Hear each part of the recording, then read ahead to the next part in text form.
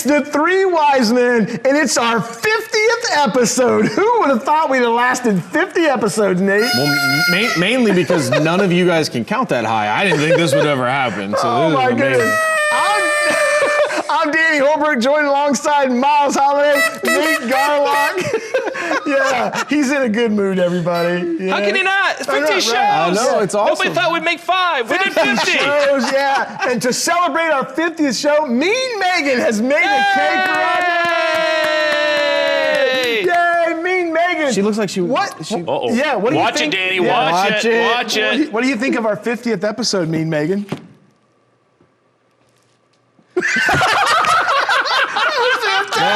That pretty much sums up. That sums up 50 episodes. Yeah. That sums the whole show up. Yeah, 50 episodes. Danny, you got to show him that cake, Oh though. my That's goodness, absolutely look at this. amazing. Congratulations Yeah. to the Three Wise Men, 50th episode. Are you ready for this? Yeah, I can't that's- wait to dig into that later. Yeah. Mean Megan made that for us? Oh my goodness. Gee, I don't know.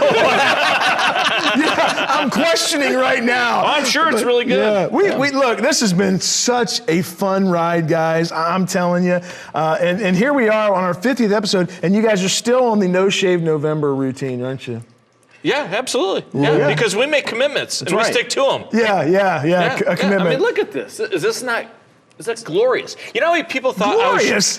people thought I was Sean Wait, Connery. wait, Guy wait. at the gas station said, "Are you Sean No, Connery?" you're not. Yes. With the hat on and the Yes, I am. no, and the strings pushing your cheeks together. You don't like Sean Connery. You're like Pikachu.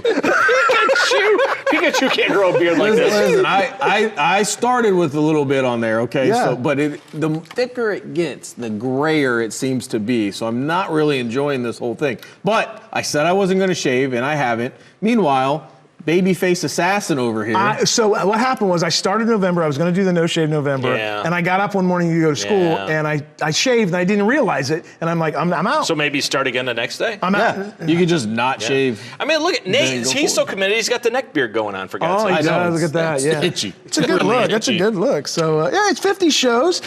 Before we get into the show, Miles, let's remind them of our email address. They Yeah. can send anything in. Because next week we're going to go through our Yeah. listener letters. So there it is right there. And maybe even next week, Danny will sing the song. Absolutely, I'm all over it. Yeah. So there it is right there. Folks, anything you want to ask us, go ahead and send it right to that email address right there. The Three Wise Men at WTLW.com. So you plan on singing next week? Yeah, I will. Yeah. Okay, so this is a good time. I'm out next week. Oh, you're out next Yeah. week. Yeah. The cake gonna get No, you. 51 for Nate. Yeah. All right, guys, 50 episodes. It's been a year and a half. What a ride this has been. So much fun, so much sports. What's been the best part of this, Miles? Honestly, guys, I just enjoy every single Monday that I get to spend with you guys. The relationships that we've been able to build with our crew and with you guys, it's fun, right? Remember we're going down to state basketball championship last year? That was so much fun, sitting and just talking and watching you guys kibitz about the game and come up with different ways to enjoy that game while we were watching it. That was a lot of fun.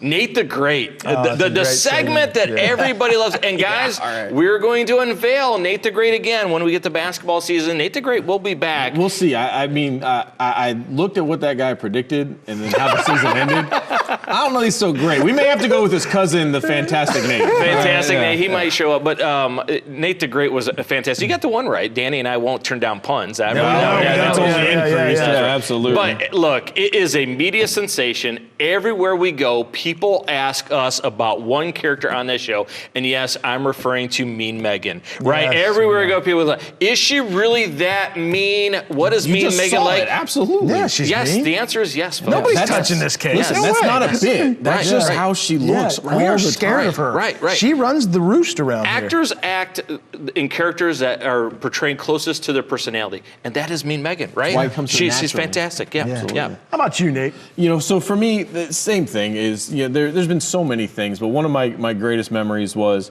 the three-man booth that we did, the Three Wise yeah. Men booth when we called regional basketball That was last fun. year. That was a lot of fun. We have a lot of fun on camera, and we joke around a lot, and I've really enjoyed putting the show together. But the off-camera moments, I think, are some of the best memories I have here with you guys, with the rest of our crew here. The things that we talk about, joke about, how we put everything together. That has been a lot of fun. And then one of, I think, my favorite segments, It really wasn't. One of your guys' favorite segments, though, and I had to bring it back in honor of the 50th show, was the green shirt. We had to bring the green shirt back for the 50th episode. It's the only wardrobe that we've all coordinated together. We literally have a show that is just all three of us in a green checkered shirt. Yeah. It might have been our worst episode, but it does exist. And so in honor of our 50th, I decided to bring it back for you guys, and I got the green checkered shirt. It looks good on us, though. Oh, it looks great on us. And now after the show, Nate will take your order for Bob Evans sausage.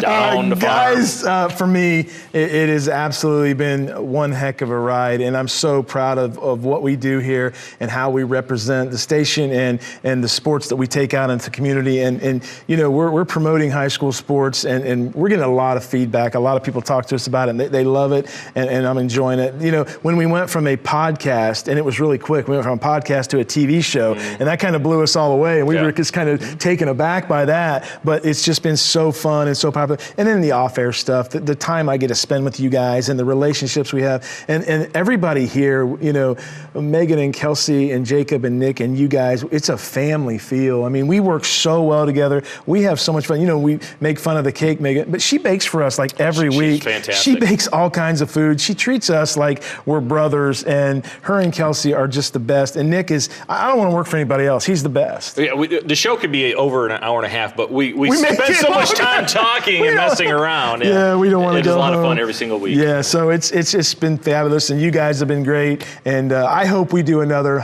550 shows because Really old. Yeah, no, I'll say this. I mean, I won't be. By You the end guys of- definitely Yeah, by the won't, end of but- sports season, I'm really tired, and I do need the summer off, which we get. But yeah, here's hoping for 150 more guys. I agree with Yeah. All right, guys, let's do it. The Diamond Dave Bowen best thing we saw this week. The atmosphere at Wapakoneta, right? You and I got a chance to call that game against Toledo Central Catholic. Man, that was an electric atmosphere, right? During pregame. You could step on the field, and we went to say good luck to Coach Moyer before the game. Boy, the electricity in that place was phenomenal. Unfortunately, it didn't go the way of Wapakoneta. During that game, there was a moment at the end, too. Caleb got hurt a little bit, right? They had to go out. Coach Moyer went out. Seeing those two take care of each other, that fantastic. little embrace right there, father and son, coach and player, that's a special thing. And everywhere around Northwest Ohio, coaches have done a really good job. Look, maybe the outcome's not going your way, but we're going to call timeout with 30 seconds left, with 35 seconds left, to let our seniors come off the field and get that well-deserved round of applause from their home crowd. That's a special moment, because for guys playing their last snap of high school football, to get recognized as they're walking off the field, their town says, thank you for everything you did for our program. Man, that is special stuff. Yeah, Nate. Yeah, so for me, I was over at Spartan Stadium for Columbus Grove LCC, and the thing that stood out the most to me was that Columbus Grove defense. It was so good all game long. They made game-changing plays. There was an 85-yard fumble recovery by Gavin Baxter that he took back that really, even though it was in the first quarter, it was before the Columbus Grove offense had even taken the field, it completely changed the momentum and trajectory of that game. And then to seal it was Trevin Baxter and his pick six that really put that game away and kind of was that nail in the coffin. The defense from Columbus Grove, they've been playing so well while they've been on this win streak of theirs. You know, a lot was made when they got off that 0-3 start and things weren't going their way, and it was like, ooh, is this the Columbus Grove team we're used to? They've had to replace a lot. Maybe they're going to take a step backwards. That defense took that as a challenge. Andy Coles made some adjustments. The kids took that challenge on. And since then, it has been phenomenal. And, you know, now they're playing for a regional title. Always love Columbus Grove's toughness, man. Yeah. Guys, for me, I'm going to go back to that Wapakoneta TCC game. We sit there Friday night, and Wapakoneta had been beaten up pretty bad in the first half, and you and I talked about what are they going to do when they come out. Let me tell you what they did. They come out, they got that opening kickoff, and they took it down the field, and they showed grit, determination, and leadership, and they put it in the end zone. Now, they spent it all on that drive. They were done. That's all they scored that night. But I'm telling you, you saw what we knew they were about, Wapakoneta football, toughness, resiliency. They didn't quit. They got beat 41-7. We'll talk about that later in the show, but that drive to me was everything I need to know about those kids, that coaching staff, and that community. Tons of pride there. Absolutely. Welcome back into the Three Wise Men. We are joined by Chris Howell from the Lima News. Chris, thanks for coming in. We're going to hand out some hardware tonight. Yeah, let's do it, man. Yeah, let's do it. Let's talk about the Offensive Player of the Year first, guys. And I think we would all agree that the quarterback play in Northwest Ohio was fantastic this year. The running back play was fantastic. The wide receiver play, you can name a whole bunch of people that deserve this award. And a lot of guys we had here on the Three Wise Men, and their interviews were fantastic as well. Yeah, I mean, listen, it's always a good problem when we all kind of disagree at different times about who should get this award because there's just so much talent, it's hard to narrow it down. And it's easy to just look at the WBL and say, hey, there's two quarterbacks right there that were impactful. One of the best in D4, one of the best in D3, Caleb Moyer, Zach Welsh. And then, then you got a kid like Mark Kirkendall over at Lipsick who's been fantastic. Only thing he couldn't do was beat Liberty Benton this year, and everybody but Liberty Center can agree with him that was a pretty tough thing to do. And a guy Danny loves, Corey Girton, right? He's a fantastic You quarterback. look at Corey Girton, you look at his number, but I look at another guy like Braxton Leith at Crestview who put up national numbers. You got a kid down at Sidney Lehman. I know they're out of area, but he's putting up national numbers. So there's just crazy numbers all season long. And then we haven't talked about anybody in the MAC because the MAC typically is known as a defensive league, right? But then you got Charlie Whirling down there in St. Henry putting up amazing numbers in one of the toughest conferences in the entire state. Yeah, what about a receiver at Liberty Benton that you love, Chris? Oh, Seth Elker? Yeah, you mean? yeah. Kids going MAC. He was absolutely the real deal when I saw him play against Lipsick. He'd just take a swing pass and win a foot race to the end zone. Not too sure that his brother doesn't belong in both conversations for offense and defense, because if you saw Zach Elker run the ball, if you saw him play linebacker, I think you'd be pretty dead on if you said he's an impact player. Well, let's end the conversation, gentlemen. Let's find out who the WSN Player of the Year is. Look, anytime you complete 85% of your passes right there, man, it is awfully tough to beat. I don't know if anyone's had a better career at quarterback in Northwest Ohio than Caleb Moyer. Congratulations, Caleb Moyer. Well-deserved right there. Caleb Moyer was fantastic, you guys. 2 interceptions this year, I believe. Yeah. He was fantastic. 80% completion, like Miles said. And he was the consummate field general out there. 4-year starter. Him and his dad have taken the Wapakoneta program and elevated it tenfold from when they got there. Well, and we spent a lot of time talking about how tough the WBL is and how good of a conference it is and how every week anybody could win. But then every week it's Walpock that wins, right? They're on that long conference win streak. They've won multiple conference titles now. They've run into some tough roads when it comes to the playoffs as Walpock. They had some injuries the last couple of years, and then, I mean, they ran against an all-star team. Yeah, I mean, one of the best teams in, all of what would have been Division I, but they play in Division III. And, that's a tall task, but it takes nothing away from Caleb Moyer, what he did this year and what he accomplished, not just this year, but for his career. Number one thing about him, a winner, right? You need him to run the football, he'll run it when you want him to. And he might have created the Wapak Wall as we all know it now. 35-1 in the WBL, 4 straight WBL titles, and he holds about every career record that you want to as a quarterback at Wapak.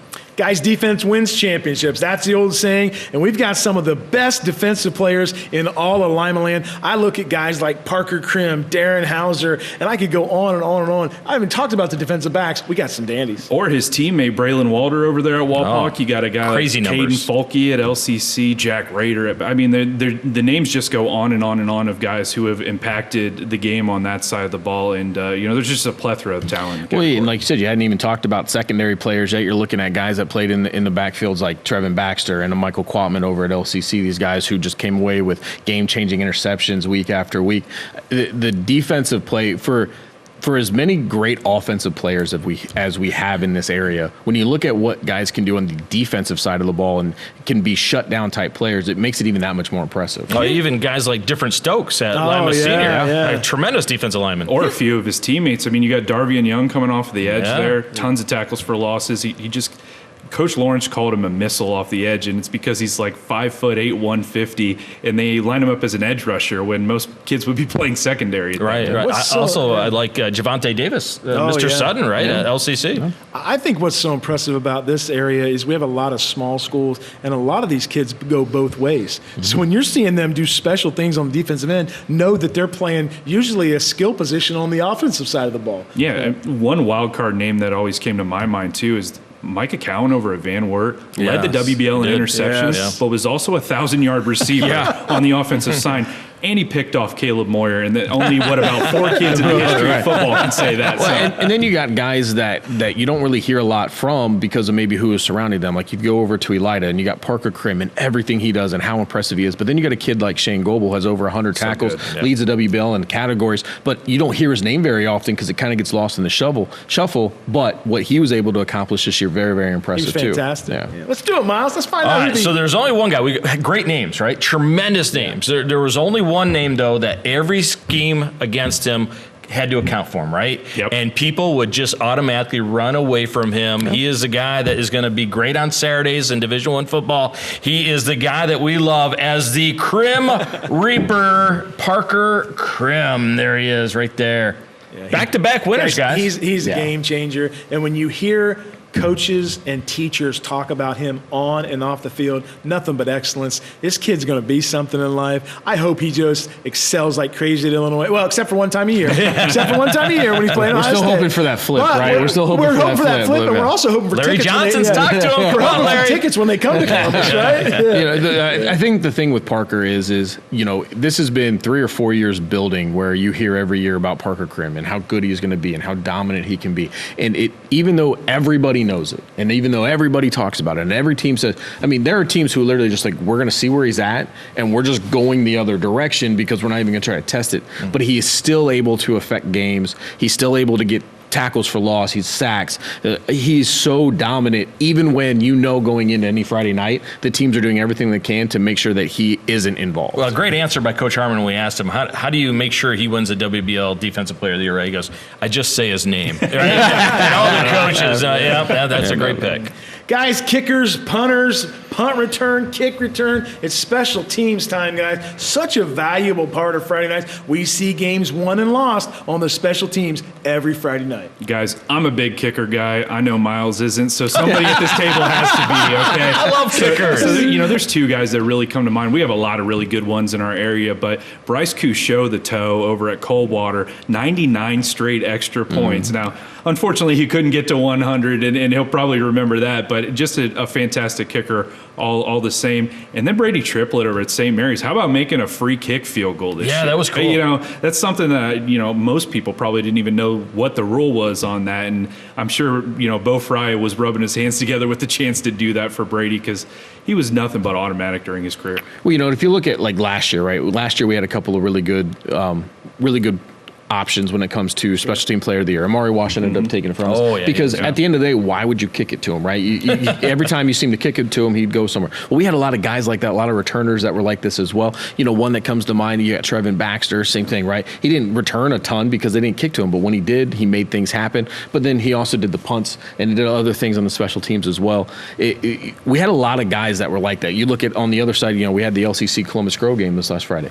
Brady Parker's another one. He did all the punting. He did a big playmaker for him. So a lot of guys that were pulling double or triple duty when it comes to getting things done on the special team side. Well, only one kicker that we know in the area kicked a 51-yarder too, right? Griffin Right. McCracken, Yeah. that's a heck of a kick, great kicker right there. And I know Bath had a tremendous kicker that you love, Chris. Absolutely. As did Elida. I mean, like we said, we could go on and on with the names, but who's the winner, Miles? All right, you ready for it? Look, I called the game where he had 2, not 1, but 2 returns for a touchdown to help beat Bluffton. Look, he punts, puts it on to 1. He returns kicks. He is a threat in Trevin Baxter, without a doubt. Ironically, he's a kicker's worst nightmare. He is. We're talking specialists. right. Yep. All right, guys, every Friday night we see a difference that a coach makes, and every year we see a coach turn a program around. We saw it at Shawnee this year with Shane Wireman. Sometimes we forget about the coaches that have continuous success at their schools. We kind of block them out, i.e. Tim Goodwin, who goes undefeated every year. Why is he not in Chip consideration? Otten. Chip Otten. So we see great coaches, and we are so blessed in Northwest Ohio to have some of the best coaches. And another one of those names is obviously Travis Moyer. I mean, a guy who's reset the standard over at Walpock. Before Travis Moyer got there, they were a wing T running team, and he's really transformed them into a balanced, dangerous on all corners of the field Another guy I really like out of this category, though, is Joe Kirkendall at Lipsick. I mean, talk about a guy who's kind of under the radar, just done a fantastic job this year. Yeah, well, when you look at the Northwest Conference too, right? You look at a coach like Andy Schaefer, who they started the year 0-3. He had to make some changes within that program, and they have just reeled off win after win after win since then, just continuing that legacy of having good, solid programs over at Columbus Grove. And then at LCC, you got a first-year coach in Colin Stolle that all he did this year was go 10-2, 2 losses to a really good Columbus Grove team. Never easy to step in and take over a program that's had a lot of sustained success like LCC had, and Stolle did a great job this year. Well, even Frank Russell over at Bath, right? Hard to leave him out. Yeah, he's definitely one of the guys that needs to be considered. The Bath program hasn't been this good for a long time. I think of a couple guys in the NWCC. You look at Dustin Price at Upper Side of the Valley, who does it with 15, 16, 17 guys Crazy. every year. And then you guys, Seth Evans at Perry. Now, Seth and those guys were 4-6, I believe, this year. But he's got 32 kids out for the team at Perry High School. Those numbers, they don't see those numbers. He's got 27 kids coming back next year, plus the junior high kids coming up. Those kids like him or they wouldn't be playing football for Well, him. and we didn't even talk about Coach Hersey over in the BVC as well, and what he's been able to do with Pandora Gilboa. They beat Columbus Grove this year, and they're still alive, or they just bowed out of the playoffs this last week. Well, we can only put one name on the plaque, Miles. Yeah, we can. And boy, what a year, right?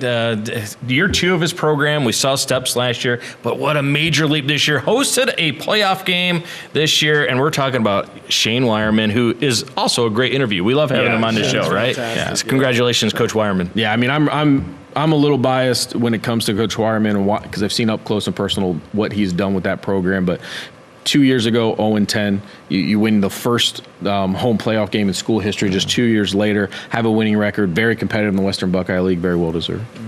Everybody's tough on Friday nights. We got a lot of tough guys in this area. And I'm talking about tough. I'm talking about guys who never quit. Even that might not be the biggest, strongest, or fastest, but you know on every play they're going to give you their best effort. Well, this guy, he's definitely strong. Well, yeah, I should go there. He's really strong. He's really strong. There's a lot of strong guys in the area, though. I mean, one of the guys that you just talked to a couple weeks ago who carried the ball almost 300 times this year, and Wyatt Taviano from Perry.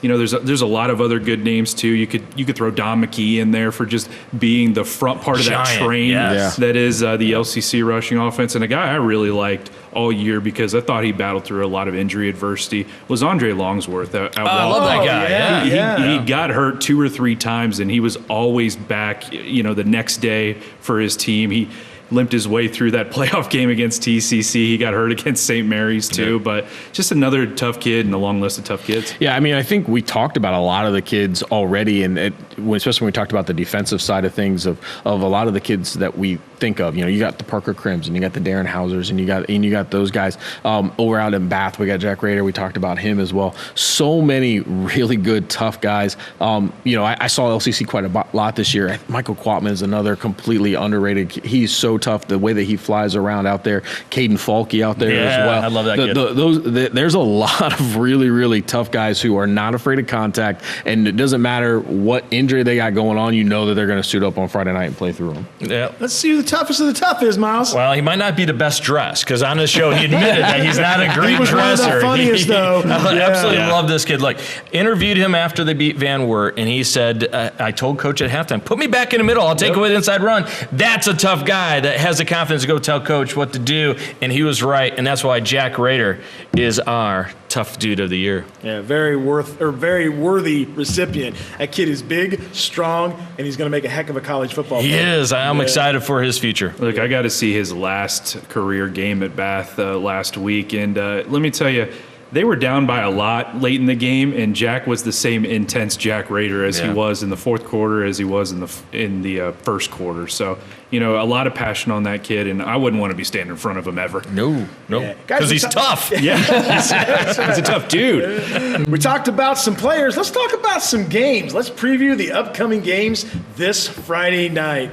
Game 1, Columbus Grove versus Leipzig. Nate Garlock and Dave Bowen on the call at Shawnee High School. Grove comes in 9-3, Leipzig 11-1. We know what Leipzig does best. They sling the ball around. They can really air it out, but they got dudes everywhere. They got playmakers. This Grove team, They're the same tough Grove team we seen last year. Started out kind of rough this year, but boy howdy, they have it going. Boy howdy, I love that when he breaks that one out. I love it. Boy howdy. You broke that one out on Friday on me, man. We were calling that game. That was awesome. Look, I think teams, there's more questions than they can answer. I think that has to give the other team the advantage, right? When I look at Lipsick, can they run against Grove? I'm not really sure, right? Can their defense get turnovers? They needed turnovers last Friday to get to win. Can they get turnovers against Grove? Grove takes care of the football, right? Can Lipsick be physical enough? We always know Grove's the more physical football team every time they play, right? Can Kirkendall outplay Landon Best?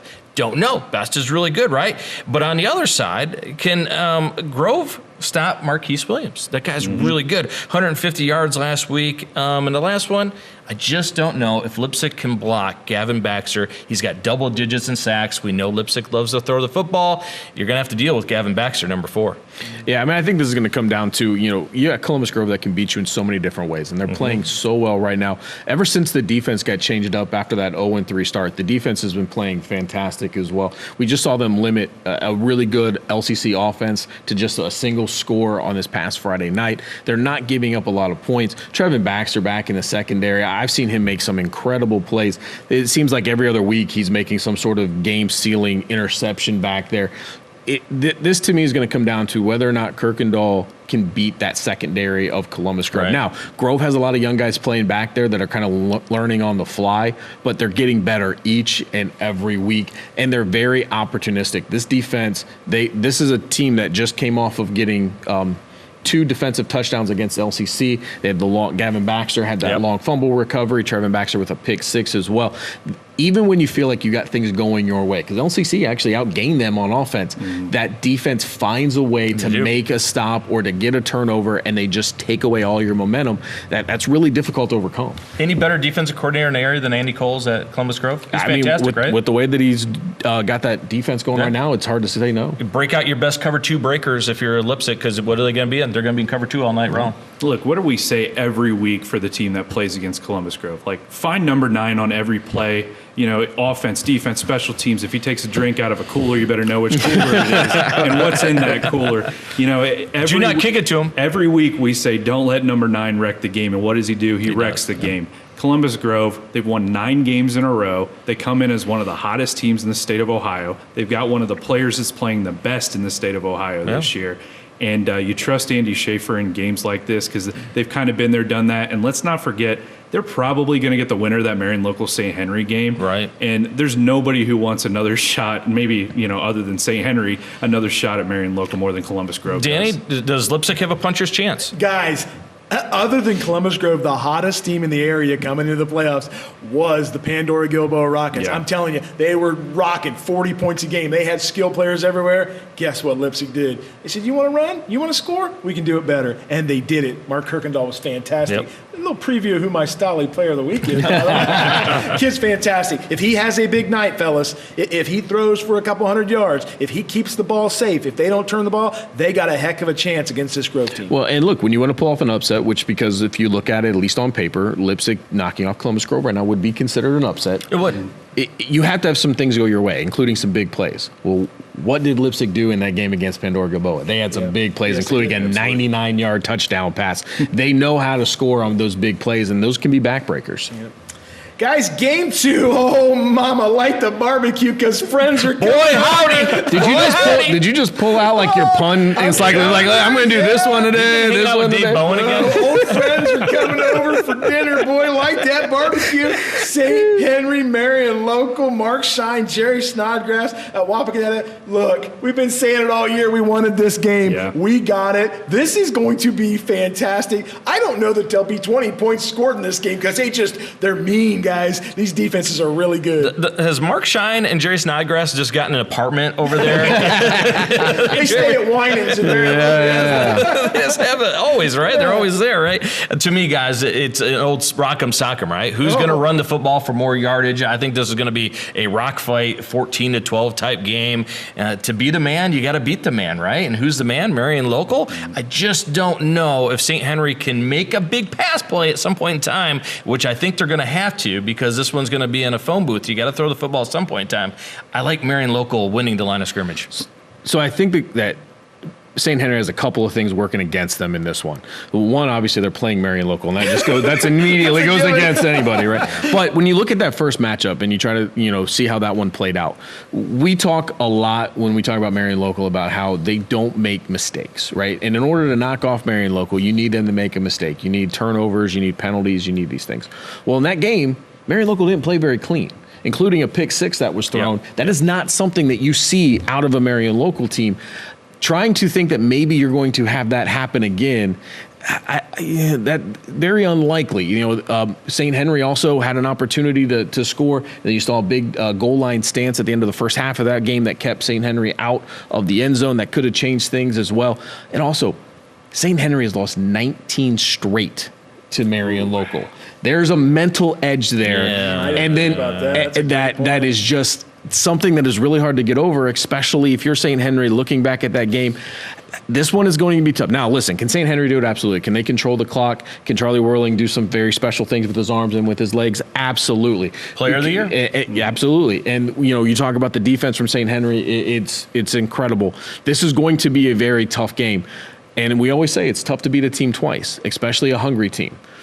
We've seen Marion local stumble a couple of times this year, but they've always found a way. It's really hard, though, at this point to ever bet against a Coach Goodwin team, especially when it comes tournament time. Chris, how do you stop Camden Eifert? I think a lot of teams would like the answer to that question because, last week against Fort Recovery, the kid had 20 carries. And, I think that's something we haven't really seen from Marion local in previous years is that one true workhorse kid because, Danny and I were sitting at this time last year at the Marion local Minster game, and they handed off the ball to a kid, and I believe a guy next to you said that's their backup linebacker or something like that. They just got a lot of kids who are capable of carrying the ball and making that a balanced attack on offense. Just like you guys said, what I worry about with St. Henry is just them becoming one-dimensional in this game. Because if they're not able to at least keep Marion local honest with the pass, then I think you become too one-dimensional, which is something that the coaching staff over there kind of rubs their hands together because when you get one-dimensional against Marion local, they're very good at zeroing in on your best strength and taking it away. But, I don't know about you guys, but this kind of feels like what could be the Division VII state championship. Yeah. No disrespect to any teams left, but I think we all agreed that last year the state championship game was Marion local and Minster, that was in Wapak at this point last year. And so it's hard to take. Played well. They did play well. A couple things go to Minster's way. Maybe Marion local streak isn't still going, but this is a Marion local's time of the year. It's been a long time since that regular season matchup. I think it was back in early September. These are two completely different teams than they were at this point in the season. So we'll see what they got on Friday. So that's what I was going to say too. Is that you're talking about? I think it was like a week 3 matchup. Yeah, and you're back talking when weather was warm. Yeah, and you're talking about a Marion local team at that point that was still trying to get their sophomore quarterback going. A lot has changed since then. Now, same with St. Henry, but St. Henry had a lot more experience that they could lean on back then. Marion local, maybe not so much. That was still a team that was trying to figure out how to replace 18 seniors. Yeah. They figured it out since then. This is going to be a much different look for Marion local than what St. Henry saw early in the season. I'm chuckling because I'm trying to figure out replacing 18 guys, but you still win every week. right. In a D7 school. That's crazy. Well, guys, let's go back a couple days to the games Friday night, and let's pick our Stolly Sensational Player of the Week. Chris, you want to go first? Yeah, and I'll start because it was more kind of special to me. I know we don't generally pick players from teams that suffered major losses, but I go over to Wapak and Ryan Richardson. He was asked to step into a bigger role after Caden Page got hurt, and he had an interception in that game. But he also drew a pass interference penalty against Victor Singleton. Yeah. And that's something that he'll be able to tell everybody about for quite a while because Victor Singleton might be playing on Sunday someday, who knows. But it was also very special for me, too, because my guy Mark Olstetter is Ryan Richardson's grandfather. And he got to see him play his last game. He got to see him get an interception. He got to see him draw a pass interference penalty against a 4-star recruit. So, that's a special kid, and he's one of those kids at Wapak that's kind of flown under the radar with such the big names that they have over there. But he's worked as hard as everybody on that team. Yeah, for me, we've talked about him a lot here tonight, and for a really good reason. But it's Trevin Baxter. He had 3 of the 4 touchdowns for Columbus Grove Friday night against LCC. One was a pick 6. Yeah, had 2 passing touchdowns as well. Just kind of doing everything for that team. Also had some big defensive plays for him as well. So he played fantastic, as he has. I mean, pretty much all season, but especially I would say over the last month and a half, we've really seen him kind of step up and take his game to another level, which has really coincided with this surgence that we have had of Columbus Grove. Well, anytime you play him, I mean, he's going to swing really hard. I mean, he's just one of those dominant players, right? He's a really physical guy. I'm going to go with a guy that you brought up, Mr. Singleton, right? Yeah. There was one guy at Wapakoneta that was not afraid to go against all that. What they have, 13 Division I recruits over at Toledo Central Catholic? At least, not to mention a slew of Division II kids. I mean, how many 6'1", 260-pound kids are going to be playing Division II football that they have? The talent everywhere over there. I'm going to go with Mr. Page. He had the 56-yard catch against him. It's a shame that he got dinged up, left that game. I don't know if it was a concussion or what, but he was the one guy that says, you know what, you want to be big time? You think you're big time? I'm big time, and I'm going to make big plays against you. That 56-yard catch was special. Guys, I'm going with a quarterback who had to duel another great quarterback, and he gets the win, a 36-28 win, and that's Mark Kirkendall. Kid was 16 of 23, 287 yards, 2 touchdowns. Guys, Lipscomb's only loss this year was to a healthy Liberty Bend team. Yeah. Guys, this Lipscomb team, I'm telling you, they got a chance. I don't know that they'll beat Grove, but I know with Mark Kirkendall running the show, they got a heck of a chance. Absolutely. Just a young one, too. Just a sophomore. He's a sophomore, yeah. He's already played a ton of football, though, because they made a little bit of a run in the postseason last year, too. Guys, I like the format we're going with right now in high school football. Do you think they can make the playoffs any better? Look, 6 games to get a state title. To me, it is a tough man thing that you have to do. I really like the format right now.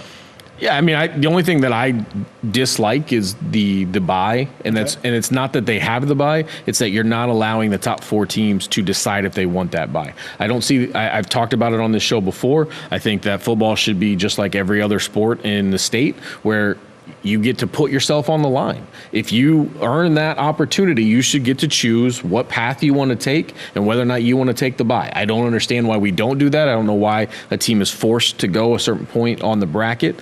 That was really about the only thing I would change. I'm okay. I was okay. I'm still okay with a 16 team, only because we saw 16, 15, 14, seed teams win. And I think if you're talking about where you want the best teams to move throughout the playoffs, that those teams, if they are better than who's above them, because we don't know what happened early in the year, injuries, whatever the case may be, you get a team like St. John's last year that plays in the toughest conference in the state. So not every record's built the same, but if we're staying with the 12 and we're staying with the format, the only thing I would like to see change is that those top 4 teams get to put themselves on the bracket wherever they want. I'm in agreement with that. Like, other sports get that chance, right? Yeah. If you want to do it, go ahead and do it. There's something to be said about keeping momentum, or as opposed to taking that week and maybe getting healthy. I liked 16 teams. Why not reward more teams getting into it? If they went back to 16, I'd like more football. I'd even like to see them add 11th and the 12th game to the regular season, right? Yeah. I'd like to see that. But for me, how about this idea? Right? How about we take all those schools that want to recruit, all those schools that want to have specialized players, right? Have all those schools, you be in one division. All the schools that maybe you want to play with the kids that are homegrown, you're in another division, right? Look, it was absolutely sickening. It was sickening last Friday to watch a school that in their history, they have gone out and got kids to come play there. They are not from that area, right? And they went and they played Wapakoneta, if they played against other public school teams, do you have any doubt that they have a great shot of winning the state title? Oh, 100%. No. That Toledo Central Catholic team, you could argue, could beat anyone in the state in any division. How is that fair for the kids at Wapakoneta to play against that? How is that fair? So if you want to be a team that recruits, you want to be a team that does that, go play in that division. Tell me how that's fair to Wapakoneta.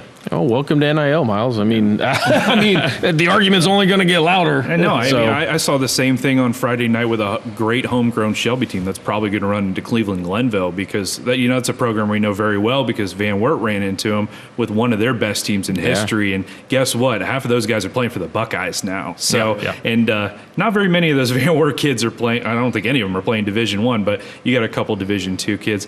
I think back to your first point. I think I'm good with 12 just simply for the fact that I did like seeing the lower seeds win games, but I don't think we were eliminating state champions by eliminating the 13, 14, 15, 16 seed. And then that's what you really got to ask yourself. I just wish we could find a way to maybe not have football collide as much with basketball season because that makes life pretty tough for some of us. Maybe that's a little selfish on my part, but when you're still trying to juggle the football playoffs with basketball season opening, it's a little bit tough. Yeah, and back to your original thing, Miles, I'm just going to say this. What you and I saw Friday night did not serve high school football any good. No. It absolutely didn't. And I just want to say this. There was 13 kids on that TCC team that had Division I offers. There's a multitude of kids on that team that are going to play Division II and Division III school. You're talking upwards of 20 kids on one high school roster. It is quite possibly the best high school football team I've ever witnessed in person. No. That is not the norm. That is not the norm for high school football. We see Wapakoneta with Caden Page, one Division I player, and we are like, wow, he's really good. It is not normal to see 20 kids on the same roster who are going to play at the college ranks. Something is seriously wrong with the system when we have that. You take those kids, you put them in their TCAL schools where they belong, and it changes an entire conference. And I don't know what the answer is, but I know this. There's a lot of people just turning their head and not talking about it, not doing anything about it. Hey, look, those kids at TCC, really good players. And I'm sure they're great kids and great students. I don't blame the kids. I blame the adults. Well, what's the difference between the TCC situation and what just happened at Ironton? Where those public schools do it too. They do. That's why I say have kids, the teams that want to recruit. But where's the big penalties for the other schools that recruit? Because I don't know if they're afraid of the connection between the politics, maybe the money or the religion. I don't know what the aspect is, but how come Ironton is getting treated the way they are when we know the same stuff is going on at these bigger schools? And that's a great point. Well, let's talk about the big boys, guys. The Ohio State Buckeyes. They got a 48-10 win over the UCLA Bruins. Who is your Buckeye of the game? I'm going to go with Bo Jackson, right? I thought he... Got my pen back. I got to throw it again. Still go. Still go with him. Yeah, look, I really loved it. Early in the year, we loved him because he was attacking the line of scrimmage, right? There was a little bit of a lull in the middle of the season. I don't know if he was dealing with the ankle or there may be some indecision on what was going on with the run game, but I thought he was back attacking the line of scrimmage like he did early in the year. Now, they were going A and B gap with him, which he is fantastic with, right? I love the fact that they put him in the backfield at the goal line too. Let's see if he was going to be tough enough to score some touchdowns. I thought it was a big step forward for Bo Jackson. So I clearly also went with Bo Jackson. But what impressed me, multiple people, Nate. What impressed me the most though was that it was right from the beginning. Mm-hmm. Sometimes when we've seen Bo Jackson and him be able to have some of his bigger runs or more impressive times, it's been in the second half. It's when the games have already starting to kind of get out of hand. He did this right out of the gate. He had some great runs right from the beginning. That's what I think we've been waiting to see out of this run game, is for them to establish themselves early, not it have to be later in the game when the defense is already worn down and maybe a little dejected because the score's gotten out of hand. Well, they had a 70-yarder to open the game against Purdue, but it got called back, right? Yeah. If you're looking at me here, only one 15-year drought was broken on Saturday night, and that was the kick return touchdown by Lorenzo Styles. Cool. And how about doing it with a 100-yarder? Yeah. So, no offense to Brandon Ennis and the other guys that they've had back there returning kicks, but I think Lorenzo might have earned a couple more reps. He might get to do it. Was it one of those when he did it, you're like, oh, no, you should have stayed in the end zone because it was a little deep, wasn't he? Yeah. Look, that was a great pick. Bo Jackson, great pick. All right. Yeah. About time. Yeah. You're wrong, but it was a great pick. Yeah. He's running mate, guys. James Peoples. Yes. He had one. It was one play. It was glorious. It was though. amazing It was play. Day amazing. one. It was amazing. This kid has been scrutinized all year by us Yep. because we all thought he was going to be. I said he was a 1,400-yard rusher It's this just, year. It's just a kid who's taken a little longer to develop. Guys, he averaged 7 yards a carry Saturday night. He had maybe one of the runs of the year. He scored 2 touchdowns. He was fantastic. 6 carries, 42 yards. That's what we wanted all year long. Danny, I've been saying all year, like, guys are going to get nicked up. Yeah. Bo Jackson's going to get bruised. C.J. Donaldson's going to miss a series, maybe a game. You're going to need depth at the running back position. So James Peoples has been important from day one, and it's pretty imperative that you get him going, especially before the weather really turns. And it's odd because you brought it up. When other guys excel, certain people lose carries. We didn't see James Donald or C.J. Donaldson. Yeah. Where was he at? Yeah, they said he was dealing with an issue, could have gone, but they decided not to. Well, I'm going to answer this question for all of us. Is the run game finally healthy? And I think we would all agree that 33 carries by the running backs, 222 yards, and 4 touchdowns. Look, it was against UCLA. They have the 101st ranked defense. I don't care because confidence is everything, and those guys were scampering the other night. Well, we've gone up against some worse defense or some bad defenses in the past and haven't had this kind of success. Yeah. We've been talking about the run game for a while, and hopefully this is the catalyst then, because this is the time of year where we need to be able to lean on it. The thing I really liked is the finish, right? You saw offensive linemen bury guys. There was one great Austin Serveld block where he took a guy and he pancaked him and then stood over top of him. That means there's nastiness in that offensive line room, not guys just barely finishing blocks, but guys finishing it with a little bit of anger. That's what you have to do. Piles moving forward, all the piles were moving forward for the Buckeyes. And you mentioned the offensive line. I think Tigre Shabola has responded pretty well to the criticism that because he'll lose his job probably if he doesn't. But, as long as the Donaldson injury is a non-issue, I do still like the balance in the running game between, Donaldson, the former tight end, and Peoples, who can do a little bit of everything, and Bo Jackson, who's just a speed demon. But you remember a backfield being this deep for the Buckeyes? I don't know. No. Probably But not. before we move off the offensive line, I do want to point out, I loved that finally hearing Luke Montgomery get a lot of love. Yeah. That kid's playing great. And the broadcast, the broadcasters were paying him a lot of time, and his name kept getting brought up, and they talked really well about him. And he's been one of those guys that came in a high recruit. Obviously, we knew him from around here, but he kind of fell into the backside, and he wasn't being talked about a lot. He was kind of in the shadows. And over the last year and a half, he has really started to develop and come out. And I think that it was really good on Saturday night to see that kind of shine and him get a kind of spotlight put on him. I got to give us credit because we were all in attendance at the Tennessee game when he really jump-started this game.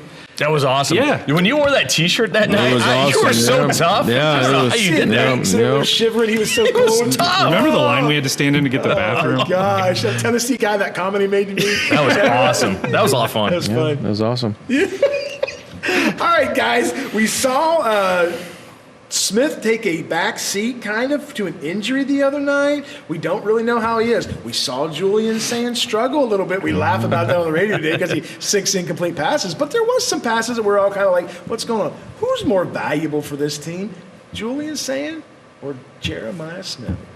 Go ahead, Chris. It's got to be Julian saying, and I say that with also in mind the fact that I think Jeremiah Smith is the best player in college football, but that speaks to how deep that wide receiver room is. And the Carnell Tate thing is still kind of a question mark that's hanging out there. He might just be kind of waiting in the weeds to get back for that Michigan game. But how, would you guys feel any less confident against, in a Michigan game with or without Jeremiah Smith? Would just if you had to pick one of them, if you had to not play with Julian Saint or you have to not play with Jeremiah I'll Smith? just say this: what Michigan's going to do is try to keep the offense off the field, and if Michigan scores and continues to use that clock, it puts more pressure on the offense. I like Smith and Carnell Tate.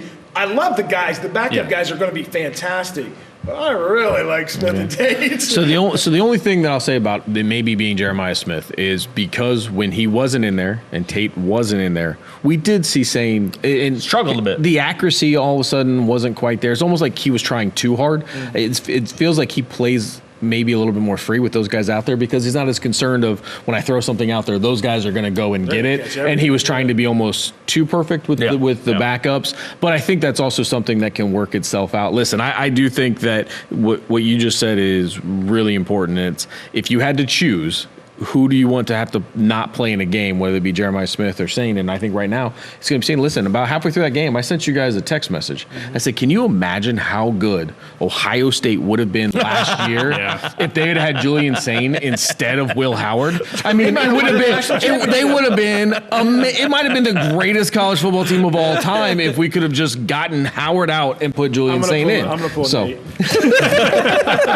Like the only time we've seen Julian Sane struggle a little bit is when Jeremiah Smith hasn't been on the field, right? Yeah. Lincoln Keynotes came in and I thought looked fantastic, and when he replaced Julian Sane, right?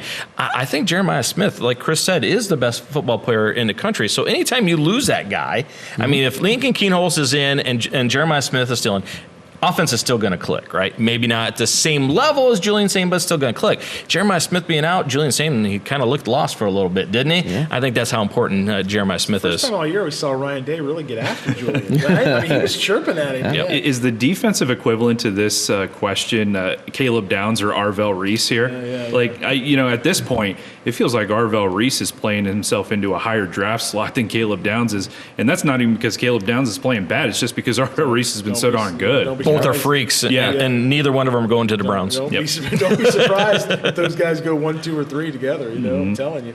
All right, guys. Rutgers comes to town next week. Are you concerned at all?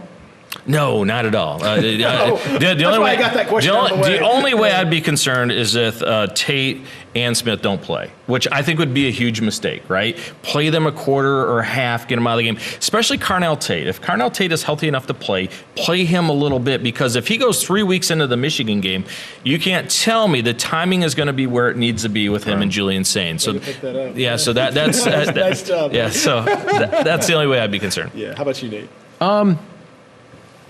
No. Think about it. Take your time. Take your time. Not concerned about the wide receiver's health or anything like that?